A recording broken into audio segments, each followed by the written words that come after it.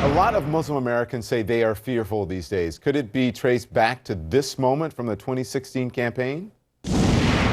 Donald J. Trump is calling for a total and complete shutdown of Muslims entering the United States until our country's representatives can figure out what the hell is going on. Here's CNN's Stephanie Elam now with more. Since last week's tide-shifting election, messages of hate, some invoking President-elect Donald Trump's campaign rhetoric, have emerged across the nation. We won. Now get your ISIS-loving family out of this country, or we will do it ourselves and make America great again.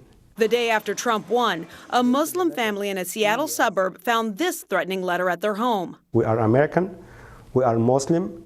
The man and his wife have lived in the U.S. for more than 20 years. Their children were all born here. America great because this country have allowed a lot of good, knowledgeable people to come here to make America great. The son who found the letter shredded it, but not before taking a picture. He was afraid it would scare his parents. The father says he is not afraid, but remains vigilant. And above all, he wants to protect the most important person in his life, his wife. Nothing gonna happen to her while I'm here. But I'm worried that she will be what? She stays at home most of the day. I don't know how to be scared. Do you think that Donald Trump should take some of the blame for the behavior that we've seen across the country? Yeah, he should take some of the blame. He should actually become a president of all Americans. This is his responsibility. If you want to make this country continue to be strong and #1 country in the world, you cannot bring this weapon down. The strongest weapon you have, being diverse.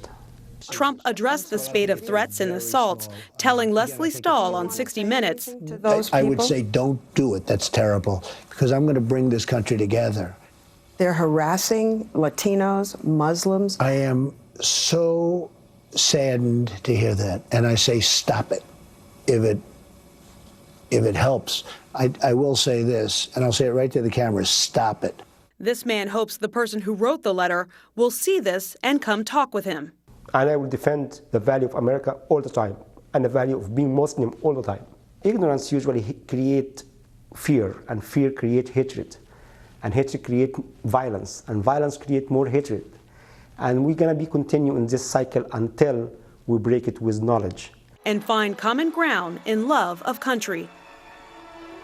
Now, it's interesting to note that this man tells me that he's lived in the United States longer than in any other country, and that he saw America from a different perspective when he lived in Utah. At the time, it was around 9/11, and he said right after that, the people in his neighborhood rallied around his family, made sure that they knew that they were welcomed, and he said that their family received so many gifts, Don, that they didn't even have a place to put them all.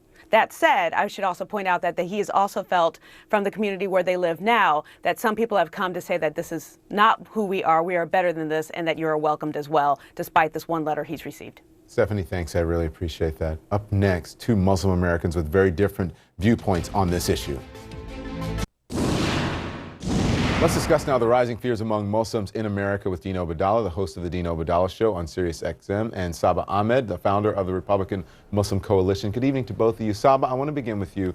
How much responsibility should Donald Trump, the president-elect, claim for these hateful incidents around the country, many of them directly invoking his name? Well, first of all, I don't think it's Donald Trump's fault that a lot of protests are going on. I think a lot of people were scared into voting for Clinton, especially in our Muslim community. I think we need to accept the fact that Donald Trump is our president and come to terms with his presidency and support him and in whatever way we can. I think the best way for Muslims to engage in the future years is for us to get involved with his administration and get into cabinet level positions or high level agency positions to make a difference. Perhaps you didn't understand the question, so I'll read it again.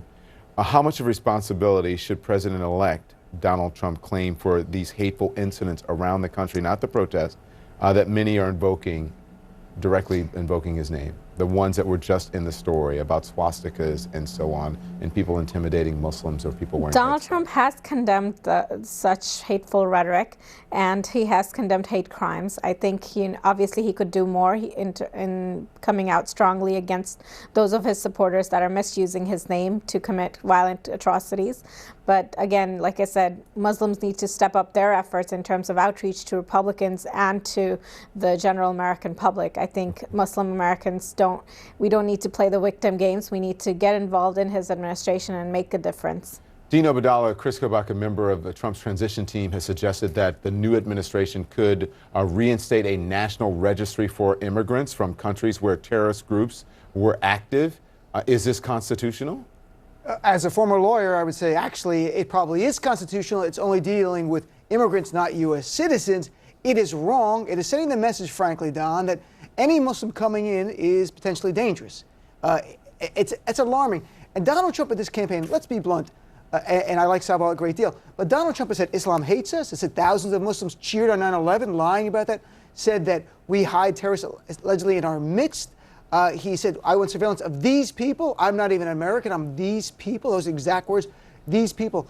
Donald Trump needs to come out and say to these people who are committing acts of hate in his name that it's wrong. More than stop it, like he's talking to a child. Come out and say it's wrong. Before the election, there were mosques in Iowa and New Jersey that faced with the word Trump. Like the word Trump is becoming a modern-day swastika in itself to certain people on the far right of his base. So Donald Trump, come out, be the president for all people. You want to do that? Get rid of Steve Bannon and come out and say this is wrong very clearly. Kobach says that this is about geography and fighting terror, not an attack on religion. Does that make a difference to you, Sabah?